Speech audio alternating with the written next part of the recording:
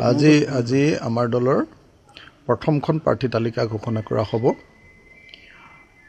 অলপ সময়ৰ পাছত আপোনালোকে 3টা বজাত বিয়লি 3টা বজাত আপোনালোকে আমাৰ প্ৰথমখন প্ৰাৰ্থী তালিকা মানে ফাইনেলখন নহয় আৰু থাকিব তাৰমানে ফাৰ্ষ্ট ফেজৰ প্ৰথমখন প্ৰাৰ্থী তালিকা আপোনালোকৰ আমি আজি ঘোষণা কৰিম। আৰু যেতিয়া প্ৰাৰ্থী তালিকা ঘোষণা কৰা হ'ব আমাৰ কেন্দ্ৰীয় কাৰ্যালয়ত আমাৰ দলৰ সকলো স্থিতি তাতে ৰাজহুৱা কৰা হ'ব। আপোনালোকে সেই সময়লৈকে ৰ'ব লাগিব। আপোনালোকে ৰ'ব লাগিব।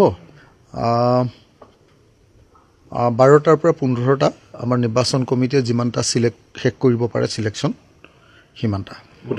কংগ্ৰেছে প্ৰাৰ্থী তালিকা ঘোষণা কৰিলে 42টা সমষ্টিত কি ক'ব?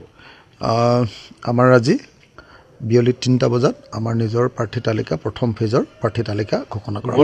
আজি আমাৰ দলৰ প্ৰথমখন প্ৰাৰ্থী তালিকা ঘোষণা কৰা হ'ব। অলপ সময়ৰ পাছত আপোনালোকে 3টা বজাত বিয়লি 3টা বজাত আপোনালোকে আমাৰ প্ৰথমখন প্ৰাৰ্থী তালিকা মানে ফাইনেলখন নহয় আৰু থাকিব তাৰমানে ফাৰ্ষ্ট ফেজৰ প্ৰথমখন প্ৰাৰ্থী তালিকা আপোনালোকৰ আমি আজি ঘোষণা কৰিম। আৰু যেতিয়া প্ৰাৰ্থী তালিকা ঘোষণা কৰা হ'ব আমাৰ কেন্দ্ৰীয় কাৰ্যালয়ত আমাৰ দলৰ সকলো স্থিতি তাতে ৰাজহুৱা কৰা হ'ব। আপোনালোকে সেই সময়লৈকে ৰ'ব লাগিব। আপোনালোকে ৰ'ব লাগিব।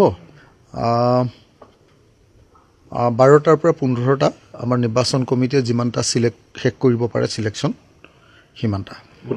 কংগ্ৰেছে প্ৰাৰ্থী তালিকা ঘোষণা কৰিলে 42টা সমষ্টিত কি ক'ব?